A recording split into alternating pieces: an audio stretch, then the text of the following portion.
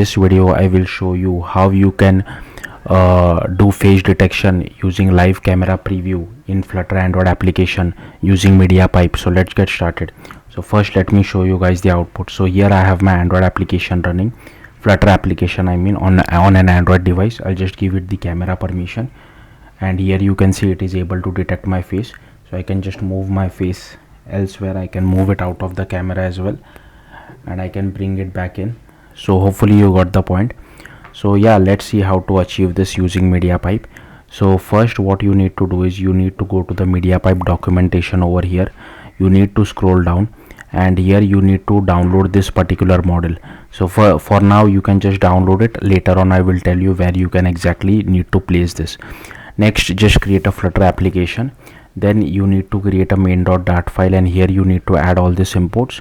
Now here this is a custom dart file which I have created called mycameraview.dart, but here instead of fluttapp2 you will have to write your own project name.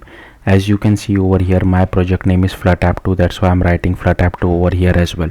Rest of the code is boilerplate code which is present by default, so I have not changed anything over here. I'll simply scroll through this. Then here I have this my homepage widget, which is a stateful widget. Here I'm just checking the platform. Then here is our method channel for getting the camera permission. Now even for camera permission I have written native code. If you want you can use a third-party library. Then I'm checking if platform is Android, then just call the get camera permission. So here we are invoking this method, and once we get the result we just assign it to this particular variable is permission granted. Then we have this build method where is if permission is granted, then we just display this my camera view, else we display a text saying give camera permission. Then here we have this my camera view.dart file. Here I import dart.io, Flutter material and Flutter services. Then here is our stateful widget. Here we create a method channel of camera view, and here image URL is empty. So honestly we don't require this, so I'll just remove this unnecessary code because this was for image capture.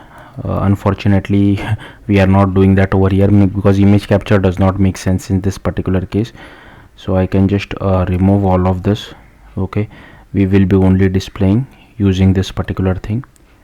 So sorry about this, I'll just replace this. So yeah, you just have to create a method channel, and here is creation params. This is again useless. We are not sending any data from Flutter side to Android side, and if platform is Android, then we just display the Android view. It will have all the required code for displaying the live camera preview along with the face detection overlay. Okay, so that's all you need to do. Then you need to go to the main Android folder over here. You need to go to app, you need to go to build.gradle.kts. here you need to add few dependencies. So first one is MediaPipe task vision 0.10.26. then you need to add camera core, camera 2, camera life cycle, then camera view as well as constraint layout. Then you need to go to src main, and here you need to create this folder called assets, and inside this particular assets folder you need to drag and drop the TensorFlow Lite model which we have just downloaded from the TensorFlow from the MediaPipe documentation, so don't forget that. Then you need to go to Android manifest.xml, and here you need to add this uses feature of Android hardware camera, internet permission, camera permission as well as write external storage permission. Then you need to go to Kotlin com example fluttapp2. Firstly you need to go to main activity.kt. here you can copy paste all these imports. Now most of this code is related to the camera permission, so here you can see we are asking for the camera permission. Method channel is only for sending the data back whether the camera permission was accepted or not, and here this method gets called once the camera permission is either accepted or rejected, and here you can see we are sending true or false back depending on whether camera permission was accepted or not. This is just a helper method to check whether camera permission was granted. Then here we override configure Flutter engine method. So here we just do Flutter engine dot platform view controller dot register view factory. Here we pass our camera view. Here is our camera view factory, and then here we have a method channel. Here we pass the camera permission as well, and if call dot method is equal to get camera permission, then we just request for the camera permission, else we just do result dot not implemented. Then you need to if you see over here we are calling this Kotlin file, right, my camera view factory.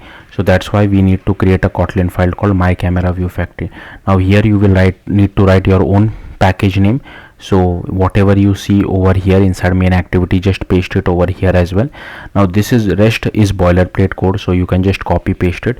Don't worry too much about it. This is boilerplate code which we have to write every time we want to embed a native Android view inside our Flutter application. Then once that is done, so here you can see we are referencing another Kotlin file called my camera view. But before I show you my camera view, you need to create two other files. So first one is face detector helper.kt. Now again I have copy pasted this code from the documentation, so even I don't completely understand it. I'll try to explain as much as I can, but rest I'll just simply scroll through this. Feel free to pause the video and just copy this code. Okay, so here we are calling face detector, here we are building the base options builder. Here is our TensorFlow Lite model name. In case if you have changed it, make sure you change it over here as well. And here you can see this is for live stream. Then here we initialize our base options, then here we initialize face detector, and here we are not really using this detect video file, so you can completely ignore this method, but I have kept it in case if you want to use it. Then here this is the method which we are using, detect live stream frame. So again I don't really completely understand, so I'll simply scroll through this. Feel free to pause the video and just copy all this code. Then here we have where we call detect async, and this is the method for it.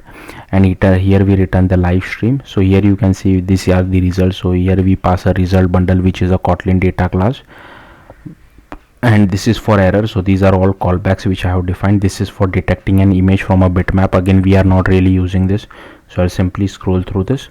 This is only for a static image. I have already made a separate video of static image, and here you can see the result bundle Kotlin data class. These are just variables, and these are all the listeners which I have defined.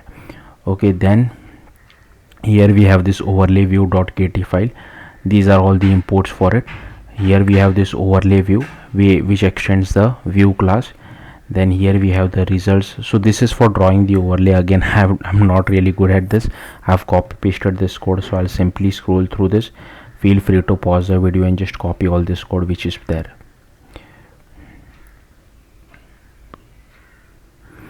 Okay, next what you need to do is you need to go to mycameraview.kt, which has all the required code. So firstly you can just copy paste all these imports which are there. Then here we extend the face detector helper listener as well as the lifecycle event observer as well. We initialize our constraint layout, preview view as well as overlay view. Then here is our background executor. Just hold on a second. Okay, sorry. Then here we set the delegate, threshold, face detector helper, image analyzer, preview, camera as well as camera provider. We set the layout params to our constraint layout. We initialize the constraint set as well. Then here we do viewfinder. Now this particular line of code is very important. If you don't write this line of code, the overlay view will not come in front of your, it will not draw on your live camera preview. It will come like behind, and you will not be able to see it. So this was a cause of frustration for me as well. Then we add the viewfinder to our constraint layout. Then we constrain it to all sides of the screen over here. Then here we define our overlay view, and we again constrain it to all sides of the screen over here. So again I'll simply scroll through this, and I have also made this constraint layout dot bring child to front overlay view. Then we apply the constraint layout. We initialize our background executor, and once our viewfinder is ready, then we call setup camera as well. Then inside setup camera we get hold of our camera provider future. We add a listener, we get hold of our camera provider, then we call the bind camera use case. Then here we override get view, where we return our constraint layout. Then in bind camera use case we initialize our aspect ratio strategy. Here is our resolution selector. Then we set the camera provider. Here is our camera selector as well. Then we initialize the preview view. We initialize our image analyzer as well.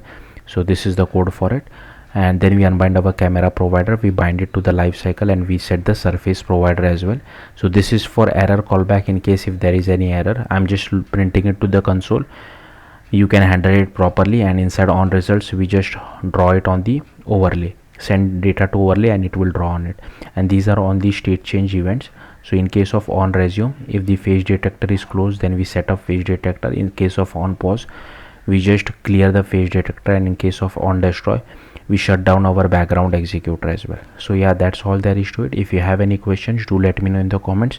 Thank you for watching. Bye.